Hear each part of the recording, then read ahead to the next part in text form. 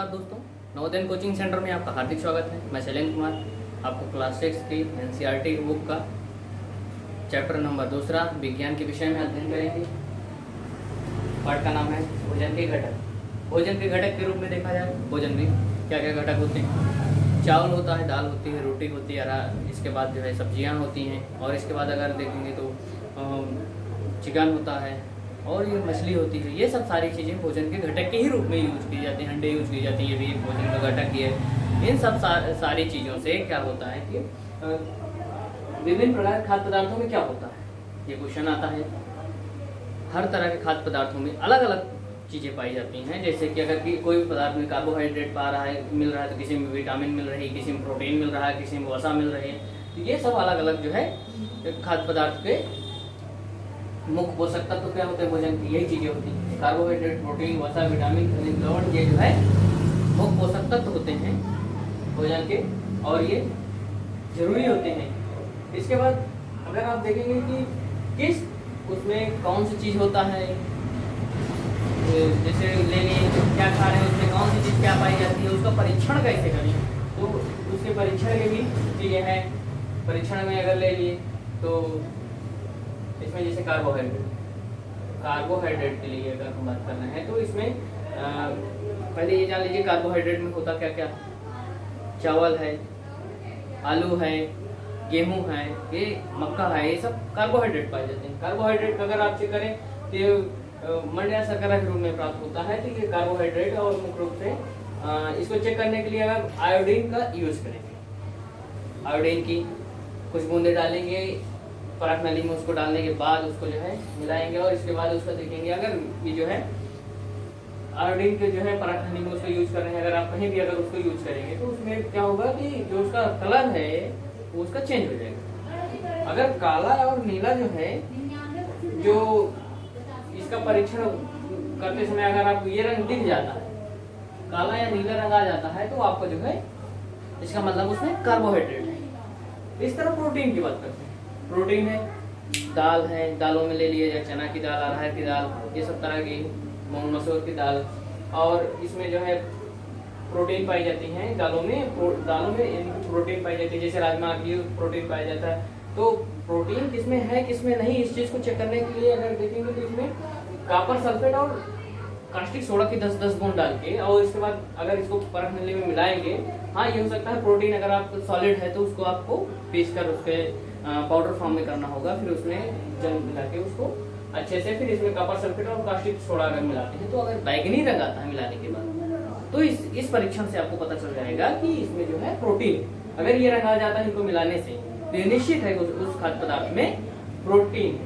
वसा की बात करते हैं तो वसा जनरली ऐसे ही दिख जाता है, लेकिन फिर भी अगर इसका एक परीक्षण के रूप में करना चाहते हैं तो चाहे किसी भी चीज में हो,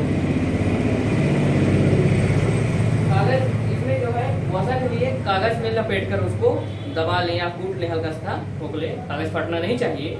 इसके बाद आप कागज को ऐसे फैला के देखेंगे तो उसमें धब्बे दिखाई देने लगे। जब आपको धब्बे दिखाई देने लगे तो ये वसा ही होती है कि उसमें धब्बे दिखाई देंगे। अगर जनरली ऐसे कोई चीज में अगर किसी में मूंगफली ले लीजिए, दबा के उसमें कूट दीजिए, ऊपर से देखेंगे धब्बा दिखाई देगा। मूंगफली में भी वसा ही पाई जाती है।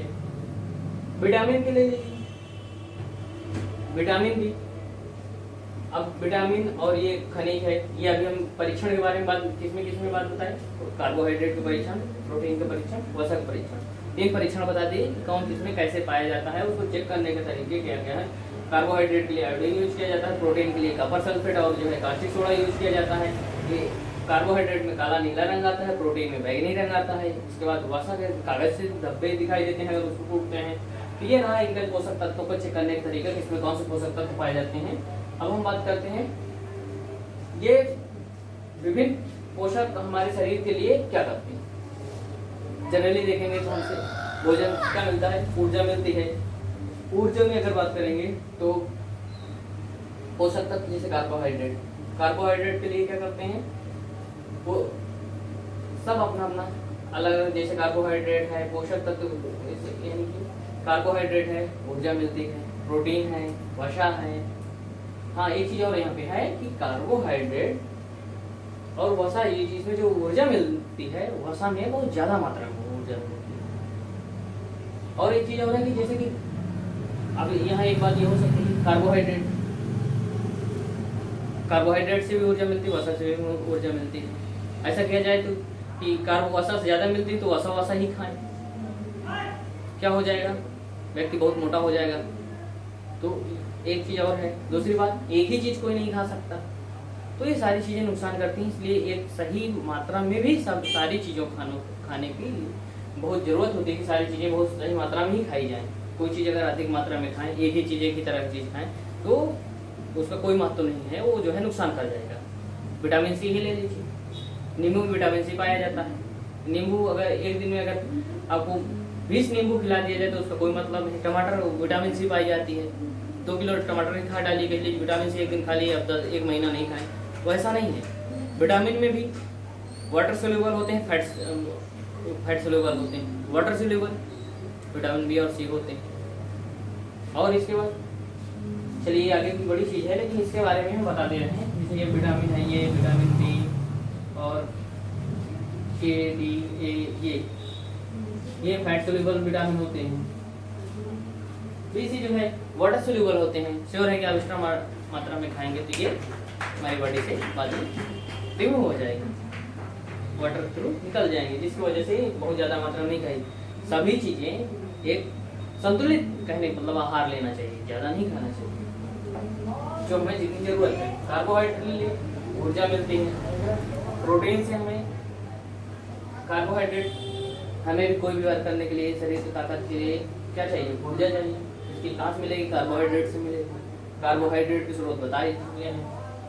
प्रोटीन की भी स्रोत बता चुके हैं। प्रोटीन में इसमें किसमें वृद्धि होगी, और स्वस्थ रहने के लिए जो है, शरीर की वृद्धि और स्वस्थ रहने के लिए भी प्रोटीन की जरूरत होती है। विटामिन की बात करेंगे, विटामिन हमारे रोगों से रक्षा करते हैं, ये विटामिन भी बहुत हमें जरूरी होते हैं। और जैसे विटामिन के रूप में आप जान गए, A, vitamin B, vitamin C, vitamin D, vitamin E, vitamin K. हाँ, इन विटामिन की बात कर देते हैं। विटामिन ए से, अगर विटामिन ए नहीं है क्या हो जाएगा, रतौंधी हो जाएगी। कहाँ से पाया जाता है, जैसे मछली के तेल है और कई खाद्य पदार्थ हैं जिन्हें ये विटामिन ए मिलता है। विटामिन बी बेरी हो जाता है, बेरी नामक एक रोग होता है। विटामिन सी स्कर्वी रोग हो जाता है, होठें फट जाती हैं, घाव नहीं सूखते हैं, ये सब विटामिन सी के ही कारण है। विटामिन डी रिकेट्स हो जाता है, डिहाइड्रेटेड हो जाती है। विटामिन ई कमजोरी आ जाती है। विटामिन के, ये सब सारी चीज़ें हैं जिनसे विभिन्न तरह के रोग होते हैं। ये विटामिन हैं, इनसे कई तरह के रोग होते हैं, इसलिए सारे विटामिन चाहिए, क्योंकि कोई भी रोगों से लड़ने के लिए हमें विटामिन की बहुत सख्त जरूरत होती है। अब आते हैं कि संतुलित आहार। संतुलित आहार की बात करते हैं तो संतुलित आहार में जो है, जैसे कि अभी आपको बता चुके हैं, कार्बोहाइड्रेट, प्रोटीन, विटामिन, वसा, खनिज लवण, साथ में जल, ये जो है सारी चीजें मिलाकर जो हमें क्या बनाती है, संतुलित आहार। फिर से बता दे रहे हैं, सारी चीजें जरूरी है।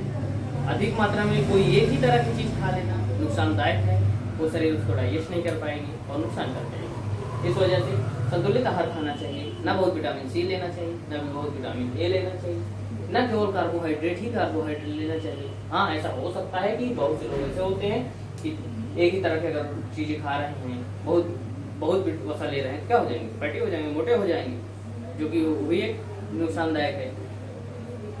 अब आते हैं अभावजन्य रोग। अभावजन्य रोग क्या होते हैं? अभावजन्य रोग के बारे में अगर बात करेंगे तो वे रोग जो लंबी अवधि तक पोषक तत्वों के अभाव के कारण पैदा होते हैं, उन्हें अभावजन्य रोग कहते हैं। अभावजन्य को समझ लीजिए। अभावजन्य, एक ही समय में कोई व्यक्ति लगातार कार्बोहाइड्रेट लेता है, भोजन तो पेट भर जाएगा, बट जो हमें और सारे पोषक तत्वों की कमी हो जाएगी हमारे शरीर में। जब यही चीज बहुत लंबे समय तक हो जाएगी तो उसमें क्या हो जाएंगे, रोग पैदा हो जाएंगे। और ऐसे जो है किसी पोषक तत्व के बहुत लंबी अवधि तक न मिलने के कारण पैदा होते हैं रोग, ऐसे रोगों को अभावजन्य रोग कहते हैं। फिर से एक बार समराइज कर दे रहे हैं जो है कि इस चैप्टर में क्या क्या है। तो इस भोजन के घटक, मतलब कि भोजन में क्या क्या चीजें होती हैं, क्या क्या खवाए जाते हैं। भोजन जो है विभिन्न प्रकार के भोजनों में क्या पाया जाता है। पहली बात तो भोजन कई प्रकार के होते हैं। विभिन्न भोजन में कई तरह की चीजें होती हैं। भोजन के रूप में हो सकता है दाल चावल रोटी सब्जी, और कोई अंडा हो, मछली हो, दूध हो, खीर हो, पनीर हो, ये सब सारी चीजें जो होती हैं वो अलग अलग पदार्थ है। उसमें सब में अलग अलग तरह विभिन्न तरह की चीजें पाई जाती हैं, जो कि एक बहुत ही शरीर के लिए जरूरी होती हैं, हमारे वृद्धि के लिए, विकास के लिए और रोगों से लड़ने की रक्षा के लिए। तो भोजन में मुख्य जो पोषक होते हैं कार्बोहाइड्रेट, प्रोटीन व जल होते हैं। विभिन्न पोषक हमारे शरीर के लिए क्या करते हैं, ऊर्जा देते हैं। और विभिन्न तरह की चीजें क्या होती हैं, हमें रोगों से लड़ने, विटामिन जो है रोगों से लड़ने करते हैं। प्रोटीन वृद्धि जो है वृद्धि में और स्वस्थ में रहने के लिए जरूरी है। कार्बोहाइड्रेट ऊर्जा मिलती है। संतुलित आहार वसा से ज्यादा जो है संतुलित आहार क्या होता है, संतुलित आहार हमें स्वस्थ और एकदम फिट रहने के लिए संतुलित आहार की जरूरत होती है। और इसके बाद अभावजन, जो बहुत लंबे समय तक के लिए कोई पोषक तत्व नहीं मिल पाते हैं, वो जो है अभावजन रोग होते हैं। समराइज करते हैं आपको, हम ये उम्मीद करते हैं आप ये भोजन के घटक का चैप्टर पूरा हो गया है। आशा करते हैं आपको अच्छे समझ में आ गया होगा। उम्मीद करते हैं हमारी वीडियो आपको अच्छी लगेगी। अगर प्लीज़ हमारी वीडियो अच्छी लगी हो तो हमारे चैनल को सब्सक्राइब कर दीजिए, लाइक कर दीजिए, शेयर कर दीजिए और उन तक जरूर पहुंचा दीजिए जिनको इसकी ज़रूरत हो, जिससे कि किसी की मदद हो सके। धन्यवाद।